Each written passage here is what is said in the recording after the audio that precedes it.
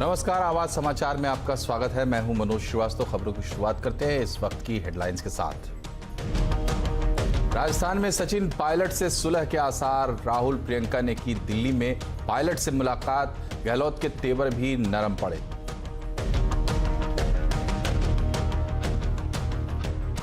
Sushant Rajput case में media trial रोकने की रिया ने की मांग। सुप्रीम कोर्ट में दायर की याचिका। इधर पैसे प्रॉपर्टी को लेकर रिया, उसके भाई और पिता से ईडी ने फिर की पूछताछ। पूर्व राष्ट्रपति प्रणब मुखर्जी कोरोना पॉजिटिव। देश में कल कुल कोरोना पॉजिटिव केस 22 लाख के पार। 24 घंटे में फिर 62,000 से ज्यादा नए केस। रिकवरी रेट 69% से ज्यादा। बड़ी संख्या में वापस शहर आना चाहते हैं प्रवासी मजदूर। गांव में बाढ़ और काम की कमी बनी समस्या।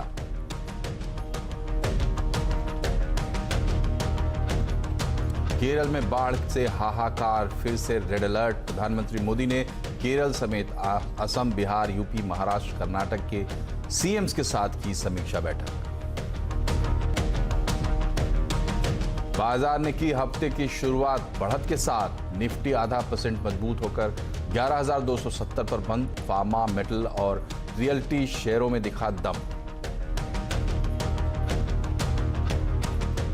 टेलीकॉम एजीआर मामले में आज नहीं हुआ कोई फैसला। सुप्रीम कोर्ट ने सरकार से कहा दिवालिया प्रक्रिया में गई टेलीकॉम कंपनियों से बकाया वसूलने के लिए बनाए प्लान।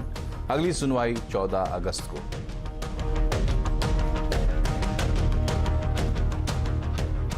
इस बार वर्चुअल तरीके से होगा वाइब्रेंट गुजरात समिट। करीब 50 देशों के प्रतिनिधियों को मुख्यमंत्री रूपाणी ने भेजा न्योता। जनवरी में होगा कार्यक्रम।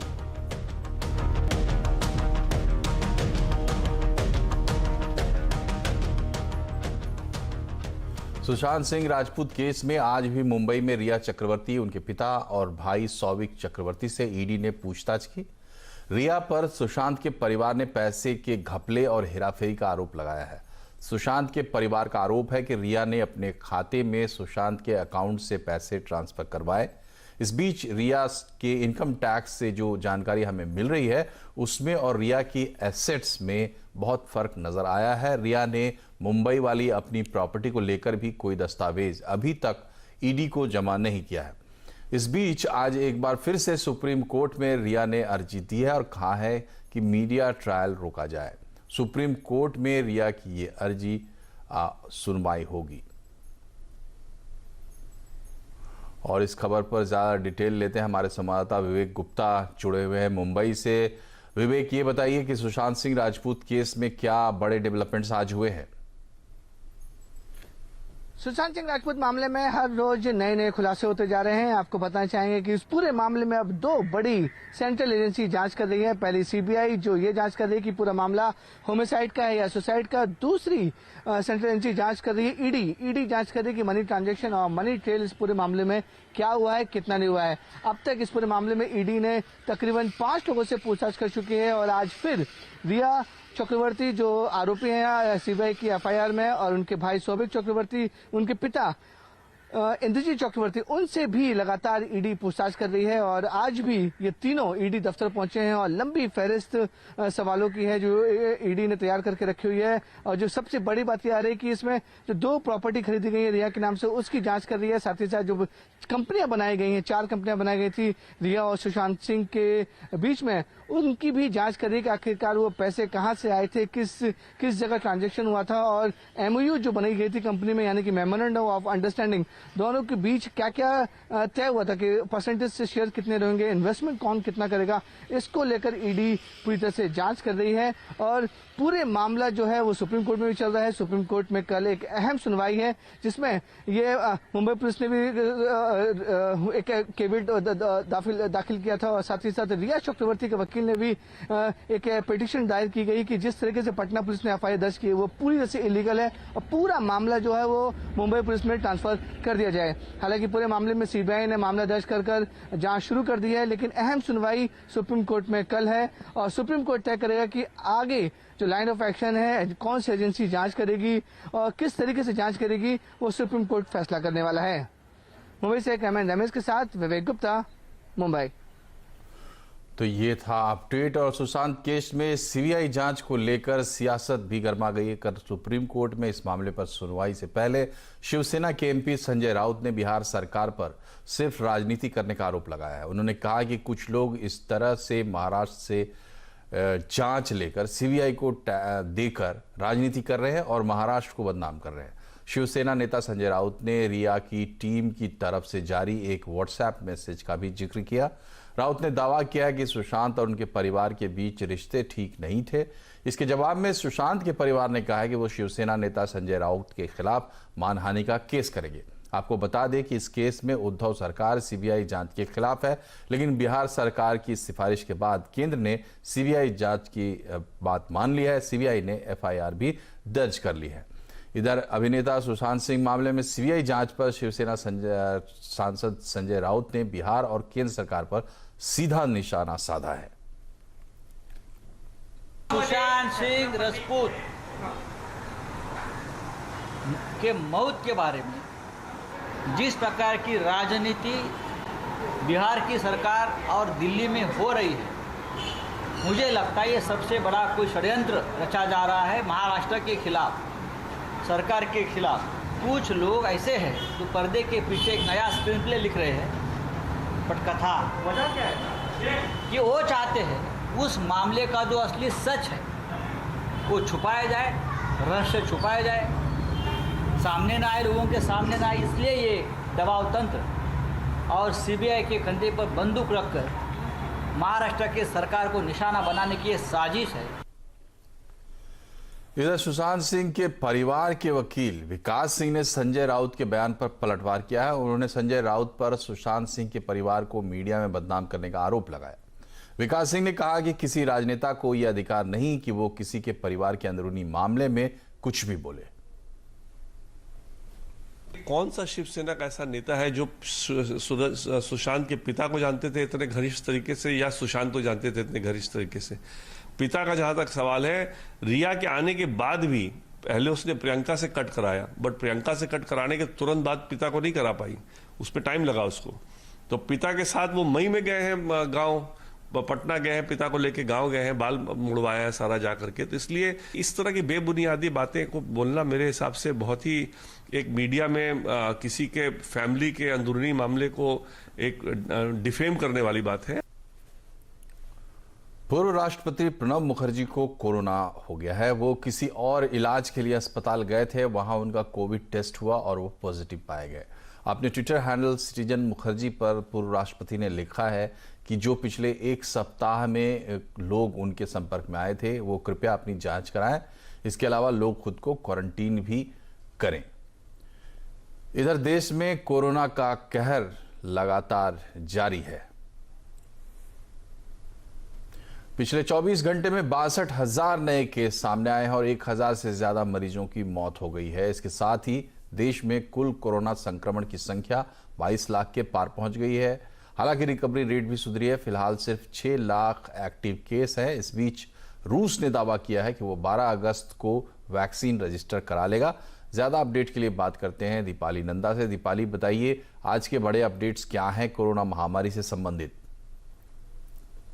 इस बात को लेकर तो चिंता जाहिर तौर पर दिख रही है कि लगातार जो कोरोना पॉजिटिव मरीजों की संख्या है वो बढ़ती जा रही है। और आपने सही कहा कि पिछले 24 घंटे की बात करें तो 62,000 से ज्यादा पॉजिटिव मरीज देश भर में सामने आए हैं। लेकिन अब चिंता इस बात को लेकर भी हो रही है कि मृतकों की संख्या में काफी तेजी से उछाल यहां पर आता हुआ दिखाई दे रहा है। पिछले 24 घंटे की बात करें तो सबसे ज्यादा मौतें एक दिन में हुई है। 1,007 लोगों ने अपनी जान देश भर में कोरोना की वजह से गंवाई है। अगर हम अब तक मृतकों की संख्या की बात करें तो 44,000 से ज्यादा लोगों की मौत कोरोना से हुई है। वहीं अगर हम ग्लोबली भारत की पोजीशन को देखें तो अमेरिका, ब्रिटेन, ब्राजील, मैक्सिको के बाद भारत 5वें नंबर पर है, जहां पर सबसे ज्यादा मौतें कोरोना की वजह से दर्ज कराई गई है। जाहिर तौर पर एक बड़ी चिंता इस बात को लेकर है। और आपने इस बात का भी जिक्र किया कि रिकवरी रेट में इंप्रूवमेंट जरूर दिखाई दे रहा है। है। अगर हम ताजा रिकवरी रेट का आंकड़ा देखें तो 69.33% तक ये आंकड़ा पहुंच गया है, क्योंकि देश में 15 लाख से ज्यादा लोग ऐसे भी हैं जिन्होंने कोरोना को मात दी है। लेकिन अभी भी महाराष्ट्र, पश्चिम बंगाल, उत्तर प्रदेश, बिहार, आंध्र प्रदेश, कर्नाटक, तमिलनाडु ये ऐसे राज्य बने हुए हैं, कहा जाए कि 80% से ज्यादा केसेस इन्हीं राज्यों से आ रहे हैं और जो मौत का बढ़ता हुआ आंकड़ा है वो भी इन्हीं राज्यों से देखने को मिल रहा है, जो कि एक बड़ी चिंता की बात है। धन्यवाद दीपाली। कोरोना के बेकाबू रफ्तार के बावजूद दिल्ली एनसीआर के लोगों में कोरोना का डर क्यों कम हो गया है, ये जानने के लिए हमारे संवाददाता आलोक प्रियदर्शी ने नोएडा और दिल्ली में हालात का जायजा लिया और इसके पीछे की वजह जानने की कोशिश की। अनलॉक 3 में कोरोना के प्रति लोगों में जो डर था वो भी कहीं ना कहीं अनलॉक हो रहा है, यानी कि कोरोना के प्रति जो डर था, भय था, वो थोड़ी थोड़ी कमी नज़र आ रही है, क्योंकि शॉपिंग कॉम्प्लेक्स खुल गए हैं, रेस्टोरेंट खुल गए हैं, मॉल खुल गए हैं। आखिर क्या इसके पीछे वजह है, हमें जानने के लिए इस वक्त मौजूद हैं दिल्ली के कनॉट प्लेस। अब वजह यही है, अब लोग बाग अपने कब तक लॉकडाउन रहेंगे, घर पे अपना काम संभालेंगे। काफ़ी लोगों के पास पैसे नहीं है, हमारे सन बेरोजगार हो चुके काफ़ी लोग, इस वजह से अपना सावधानी से निकल रहे घर से, मास्क लगा रहे सब अपना काम। लेकिन पहले से मतलब बेटर है, मतलब लोगों में थोड़ा सा कि कोरोना के बारे में मतलब लोग जो उसका डर जो है थोड़ा ख़त्म हो गया एक्चुअली, क्योंकि डर से निकल गया, थोड़ी धीरे धीरे पब्लिक जो बढ़ रही है एक्चुअली। सर बस लोगों के मन में डर खत्म हो चुका है इसका लगभग। क्यों कम खत्म हो गया है? बस हमारे सामने कोई केस देखने को नहीं आ रहे, जो भी देख रहे हैं हम सिर्फ न्यूज़ में देख रहे हैं सर। अच्छा, सरकार को आगे बोलना नहीं, खत्म ही तो नहीं हो रहा, खत्म नहीं हो रहा, सरकार की वजह से नहीं हो रहा, पब्लिक ने तो ख़त्म कर चुका है। थोड़ा सरकार आगे बोले कि ख़त्म हो चुका है, पब्लिक तो तैयार है लड़ने के लिए, आज सरकार जैसा बोलेगी पब्लिक वैसा करेगी। तो कहीं ना कहीं इसमें लोगों का ये मानना है कि सरकार की तरफ से भी जो जागरूकता चलाई जा रही है उसको और बढ़ाने की ज़रूरत है, और जो कॉशसनेस है या फिर सतर्कता है लोगों में है, लेकिन थोड़ा सा बेफिक्री भी है, थोड़ा सा लापरवाही भी है, या फिर कह सकते हैं कि जो अनलॉक 3 में माहौल है उस माहौल से भी लोगों को फ़र्क पड़ा है, बावजूद इसके कि देश में बहुत बड़ी तादाद में कोरोना के पेशेंट आ रहे हैं और उसी हिसाब से ठीक भी हो रहे हैं, और कहीं ना कहीं इसी वजह से भी लोगों में थोड़ी सी ये जो डर है वो कम हुआ है। कैमरामैन अखिलेश के साथ आलोक प्रियदर्शी, CNBC आवाज़, दिल्ली। पब्लिक प्लेसेस में लोग मास्क लगाएं, सोशल डिस्टेंसिंग का पालन करें। अगर कोई ऐसा नहीं करता है तो उसको चालान करने के लिए बाकायदा NDMC की टीम दिल्ली की सड़कों पर घूम रही है। आप देख सकते हैं यहाँ पर जो कनॉट प्लेस में तमाम लोग जो बिना मास्क के घूम रहे हैं उनकी फ़ोटो खींची जा रही है और उनका चालान भी काटा जा रहा है। 500 रुपये का चालान भी हो रहा है। NDMC से हमारे साथ मौजूद हैं आप। भाई साहब, ये क्या ड्राइव है, किस तरह से ड्राइव आप लोग चला रहे हैं? देखिए, कोविड के चालान हो रहे हैं जो बिना मास्क के घूम रहे हैं या सोशल डिस्टेंसिंग को मेंटेन नहीं कर रहे हैं। हाँ। या दुकानदार हो या फिर वो जो सामान लेने आए हैं वो लोग हों। 500 का चला जी, मास्क लगा के रखा है, सोशल डिस्टेंसिंग में चले। अच्छा, ठीक है, होना चाहिए वैसे, तभी थोड़ी तो पब्लिक थोड़ा समझेगी। हाँ। कि तभी थोड़ा बहुत बचाव भी होगा। हाँ। वैसे लगता है कि लोगों में कोरोना का डर कम हो गया है। वैसे लोगों कोरोना का डर कम हो गया है, बिना मास्क लगाए घूम रहे हैं। हाँ, बिना मास्क लगाए घूम रहे हैं। तो आप सुन सकते हैं कि लोगों का भी ये कहना है कि जो दिल्ली की तरफ, सरकार की तरफ से, NDMC की टीम की तरफ से किया जा रहा है वो ठीक किया जा रहा है, क्योंकि अब अमूमन लोगों में कोरोना का डर कम हो गया है। इसी वजह से लोग बेपरवाह हो गए हैं, बेफिक्र हो गए हैं, बिना मास्क लगाए भी घूम रहे हैं। और इन्हीं जैसे लोगों के लिए एक सबक बताने के लिए दिल्ली सरकार की NDMC की टीम घूम रही है और लोगों का चालान भी काट रही है। करीब 50 से ज़्यादा टीम यहाँ पर दिल्ली में घूम रही है, जो कि इस तरह से लोगों को जो मास्क लगाए बिना घूम रहे हैं उनके ऊपर कार्रवाई भी कर रही है। कैमरामैन अखिलेश के साथ आलोक प्रियदर्शी, CNBC आवाज़, दिल्ली। कोरोना भले तेज रफ्तार से बढ़ रहा है, लेकिन देश के कई हिस्सों में बाढ़ की वजह से हालात बेहद खराब हैं। फसल बर्बाद हो चुकी है और मनरेगा का काम भी ठप पड़ गया है। ऐसे में शहर छोड़कर गांव लौटे प्रवासी मजदूरों की वापसी की रफ्तार बढ़ गई है। त्योहारी सीजन से पहले मजदूरों की वापसी इंडस्ट्री के लिए बड़ी राहत की खबर हो सकती है। बाढ़ ने बिहार, उत्तर प्रदेश, असम, आंध्र प्रदेश, केरल, कर्नाटक हर तरफ तबाही मचा रखी है। ऐसे में कोरोना के डर से गांव लौटे प्रवासी मजदूरों के सामने संकट पैदा हो गया है। पहले के मुकाबले कोरोना के मामले बढ़े हैं, लेकिन मजदूरों के मन से इसका डर अब कम हुआ है, क्योंकि सवाल रोजी रोटी का है। देश के कई हिस्सों में बाढ़ ने भारी तबाही मचाई है, लिहाजा मजदूरों के पास अब वापस लौटने के सिवा कोई दूसरा विकल्प नहीं है।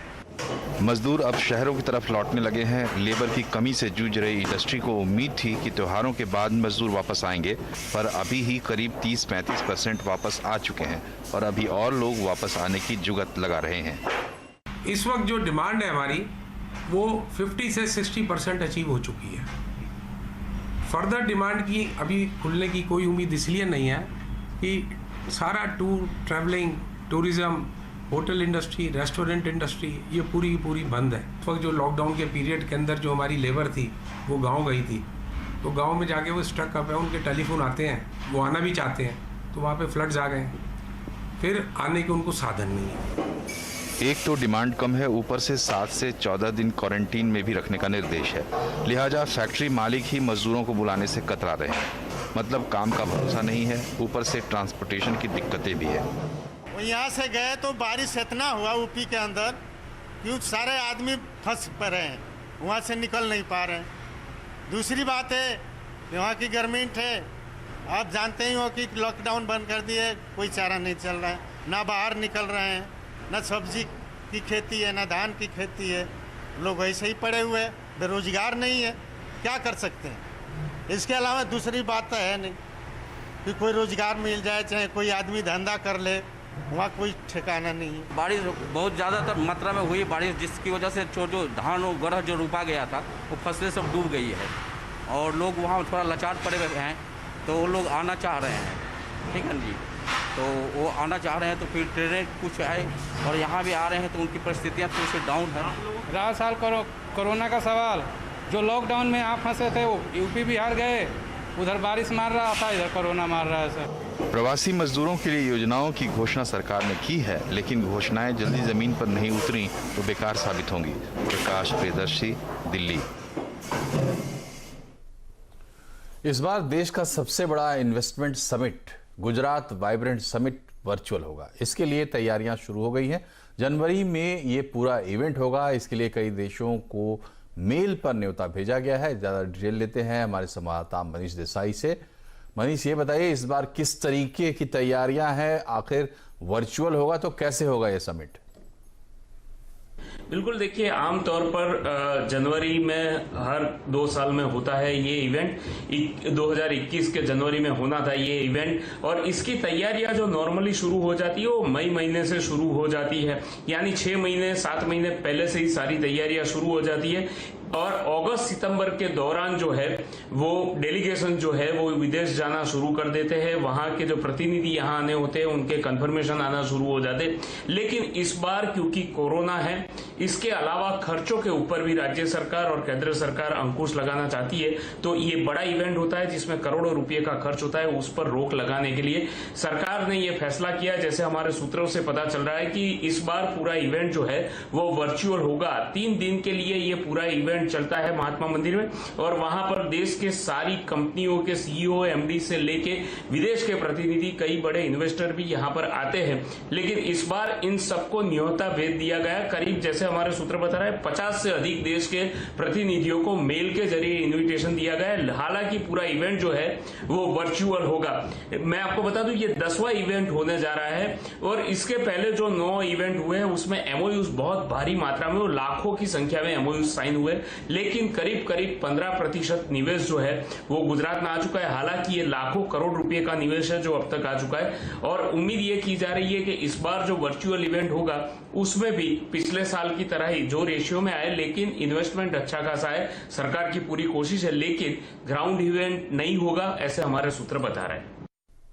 बहुत बहुत शुक्रिया मनीष जी इस अपडेट के लिए। और राजस्थान में क्या पायलट से हो गई है सुलह? पायलट ने राहुल से की है मुलाकात, बताएगी हर अपडेट एक छोटे से ब्रेक के बाद।